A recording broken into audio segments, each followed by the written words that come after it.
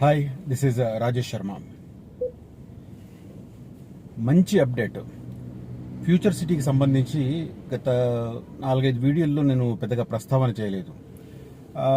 ఎందుకంటే అదే పనిగా ఫ్యూచర్ సిటీని ప్రమోట్ చేస్తున్నాడని చెప్పి కూడా కొంతమంది కామెంట్లు చేస్తున్నారు.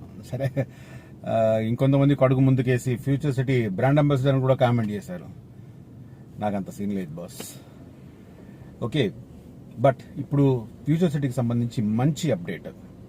నేను చాలా రోజుల నుంచి ఆ ఏరియాకు తీసుకెళ్తున్న వారికి అదే రకంగా నా వీడియోలను కూడా పదే పదే చెప్తున్నాను. ఇప్పుడు ప్రభుత్వం దగ్గర దాదాపు 14,000 ఎకరాలు గత ప్రభుత్వం సేకరించి రెడీగా పెట్టిన ల్యాండ్ బ్యాంక్ ఉంది.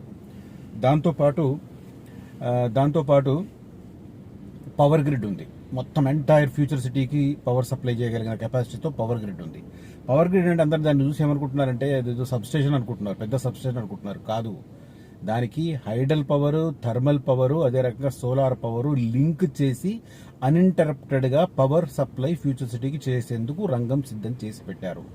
సో ఏదైనా ఒక ప్యారలల్ లైఫ్ స్టైల్లో డెవలప్ కావాలి అంటే మనకు ప్రధానంగా కావాల్సింది భూమి, అదే రకంగా విద్యుత్తు, దాంతోపాటు నీరు. ఈ 3 వనరులు పుష్కలంగా అక్కడ ఉన్నాయి. కాబట్టే ఆ ఏరియాను ఫ్యూచర్ సిటీకి డెవలప్ చేయడానికి ప్రభుత్వం సంకల్పించింది. దానికి అనుగుణంగా చర్యలు తీసుకుంటుంది. ఇప్పుడు లేటెస్ట్ అప్డేట్ నేను ఈ వీడియోలో చెప్పబోతున్నాను. రియలీ ఇప్పుడు ఎన్ని రోజుల నుంచి నేను చెప్తున్నాను, అక్కడ already Amazon data centre working, already operations నడుస్తున్నాయి. దాదాపు 4,000 మంది అక్కడ ఎంప్లాయీస్ పనిచేస్తున్నారు. పక్కనే పవర్ గ్రిడ్ ఉంది, దాంట్లో ఒక 3,000 మంది ఎంప్లాయీస్ పనిచేస్తున్నారు. ఇదంతా ఆల్రెడీ మనకు లైవ్లో అక్కడ కనపడుతుంది. అయినా ఫ్యూచర్ సిటీ అవుతుందా లేదా? ఇప్పుడు లేటెస్ట్గా స్కిల్ యూనివర్సిటీ వర్క్స్ మొన్న November 6th స్టార్ట్ అయినాయి. మెగా కంపెనీ వర్క్స్ కంటిన్యూ చేస్తుంది 6 నెలలు. అంటే June 2వ తేదీ తెలంగాణ ఆవిర్భావ దినోత్సవం నాటికి first phase of skill university building ను పూర్తి చేయాలని ప్రభుత్వం సంకల్పించింది. ఈలోగా ఒక బ్యాచ్ 4 కోర్సులకు సంబంధించిన బ్యాచ్ పాస్ అవుతుంది. వాళ్ళకు కూడా ఆ ఇనాగ్రల్ ప్రోగ్రామ్ లో వాళ్ళకి సర్టిఫికెట్స్ ఇవ్వాలని చెప్పి, వాళ్ళకి అక్కడ ఎంప్లాయ్మెంట్ కూడా క్రియేట్ చేయాలని చెప్పి సంకల్పించింది. దీనికి ప్యారలల్ గా జరిగిన డెవలప్మెంట్ ఏంది? ఆ మేడిపల్లి ఏరియాలో ఏదైతే వస్తుందో లైఫ్ సైన్సెస్ హబ్, దాంట్లో 5 కంపెనీలకు ల్యాండ్ సెలెక్ట్ చేశారు. దాంట్లో ప్రధానమైనవి డాక్టర్ రెడ్డిస్ లాబొరేటరీస్, అదే రకంగా అరబిందో ఫార్మా, అదే రకంగా MSN drugs and hetero drugs. So 50 ఎకరాలు వీళ్ళకి ఇచ్చారు. వీళ్ళకి పెట్టి ప్రధానమైన కండిషన్ 6 నుంచి 8 నెలల్లో ఆపరేషన్స్ స్టార్ట్ చేయమన్నారు. కొంతమంది అంటారు ఈలోగా కన్స్ట్రక్షన్ అవుతుందా, కొంత అపనమ్మకాలు ఉంటాయి, మనం ఏం చేయలేం. సోషల్ మీడియాలో చూడండి బాస్, బిల్డింగ్స్ ఎంత ఫాస్ట్ గా ప్రీ కాస్ట్ తో ఫటాఫట్ కట్టేస్తున్నారు బిల్డింగ్స్.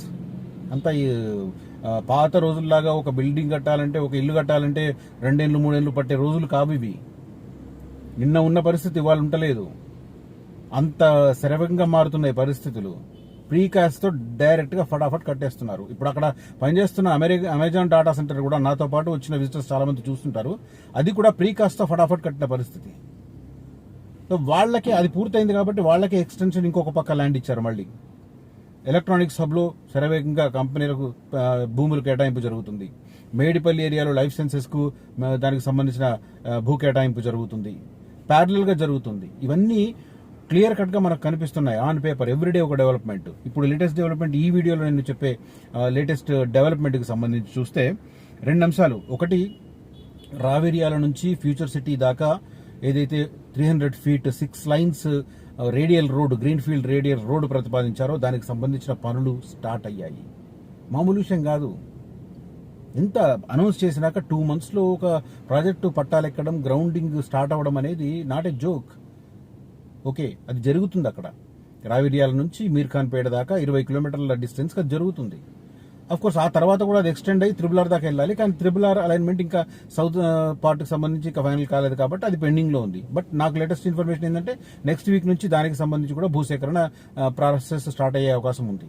ఈ రావిరియాల నుంచి మీర్ఖాన్పేట దాకా 449 ఎకరాలు కేవలం ఈ రోడ్డు కోసం సేకరించారు. అక్కడ నుంచి కిందకి వెళ్తే కొంత కన్జర్వేటివ్ ఏరియా ఉంటుంది. ఆ తర్వాత RRR ఎక్కడ కనెక్ట్ అయితే అక్కడ వరకు ఇంకొంతగా ల్యాండ్ నోటిఫై చేయబోతున్నారు ఈ వారం రోజుల్లో. సో మెయిన్ కనెక్టింగ్ ఫ్యూచర్ సిటీకి సంబంధించి అటు శ్రీశైలం రోడ్డు కాదు, ఇటు సాగర్ రోడ్డు కాదు. రావిరియాల ఎక్స్ రోడ్ నుంచి రావిరియాల ఎగ్జిట్ నెంబర్ 13 నుంచి స్ట్రైట్ గా మీర్ఖాన్పేట దాకా 300 feet road confirm work start అవుతుంది. రైట్, అది కళ్ళ కట్టినట్టుగా కనిపిస్తుంది. ఇవి కాకుండా ఇంకొక కీలకమైన నిర్ణయం జరిగిందంటే నేను చాలా మందికి మ్యాప్ చూపించుంటాను, నా ప్రీవియస్ వీడియో కూడా ఉంది, నేను అవసరమైతే మళ్ళీ లింక్ పెడతాను.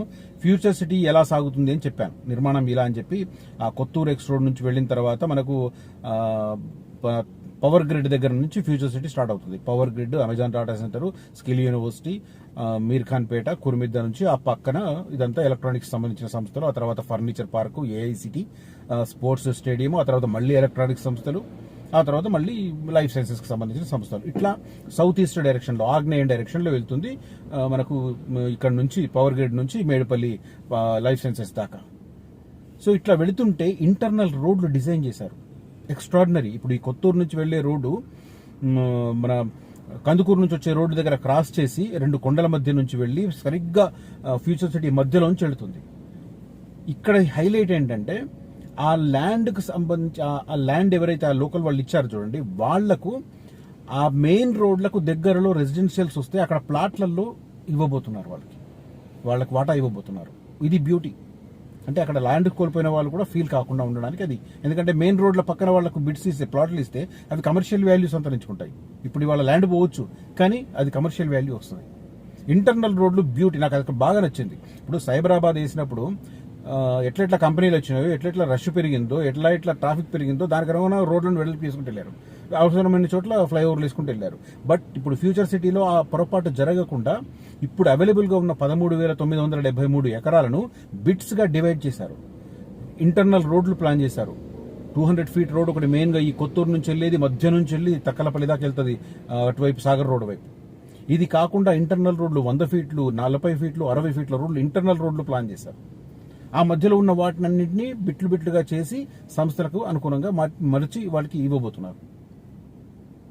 సేమ్ టైం అక్కడక్కడ పాండ్స్, చిన్న కుంటలు అవి ఉంటే వాటిని రిక్రియేషన్ జోన్ కింద పెట్టేశారు, గ్రీన్ జోన్ కింద.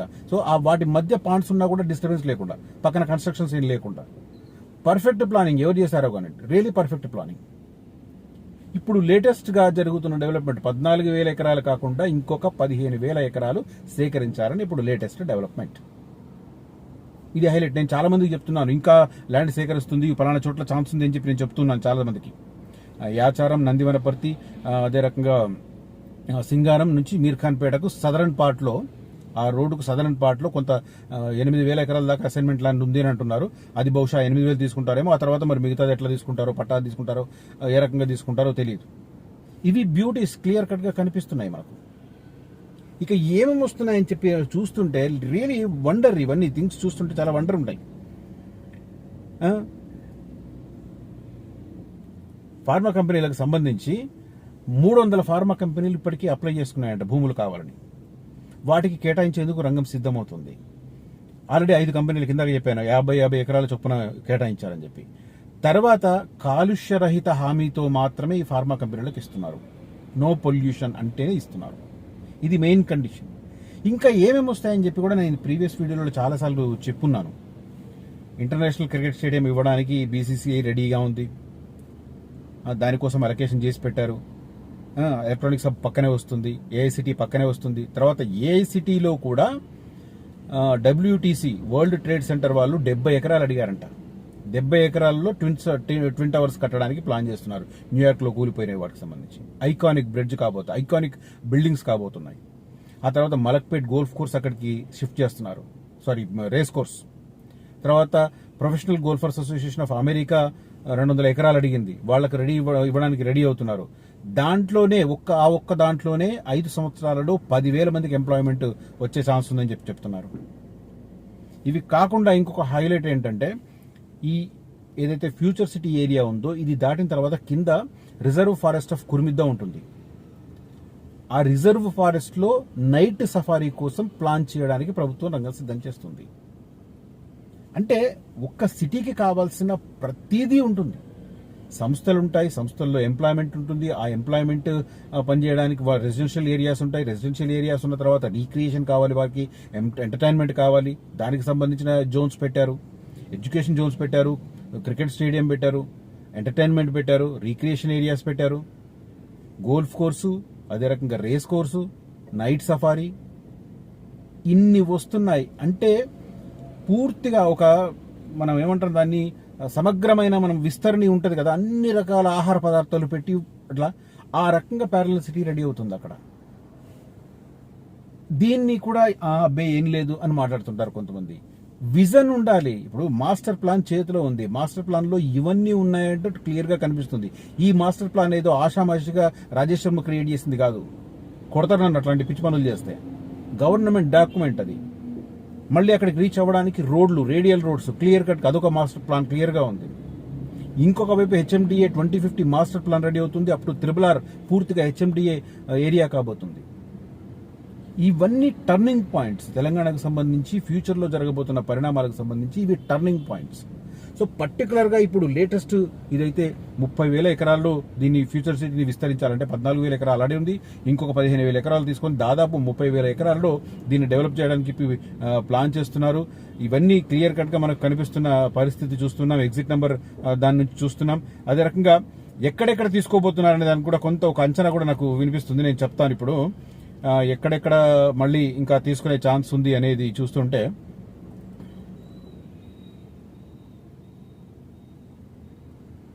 గుమ్మడవెల్లి, మీర్ ఖాన్పేటకు ఆ ఏరియాలో మళ్ళీ ప్లాన్ చేస్తున్నారు. దాంతోపాటు ఇప్పుడు నేను ఇందాక చెప్పిన పేర్లు ఉన్నాయి కదా, నందివనపర్తి, సింగారం అండ్ యాచారం సౌత్ పార్ట్లో భూములు మళ్ళీ తీసుకోవడానికి ప్రయత్నం చేస్తున్నారు. అయితే దీంట్లో ఏంటంటే వాళ్ళని కన్విన్స్ చేయడానికి ఆ ఇంటర్నల్ రోడ్లు వేసేదానికి పక్కనే మళ్ళీ ప్లాట్లు వేసి ఆ ప్లాట్లను ఎవరైతే భూములు కోల్పోయారో వారికి ఆ ప్లాట్లను ఇవ్వడం ద్వారా వారికి కమర్షియల్ యాక్టివిటీ వచ్చే రకంగా, కమర్షియల్ గా రెవెన్యూ వచ్చే రకంగా గవర్నమెంట్ ప్లాన్ చేస్తుంది. ఈ రకంగా ఆ రైతులను, అక్కడున్న భూ యజమానులను ఒప్పించడానికి ప్రభుత్వం సిద్ధమవుతుంది.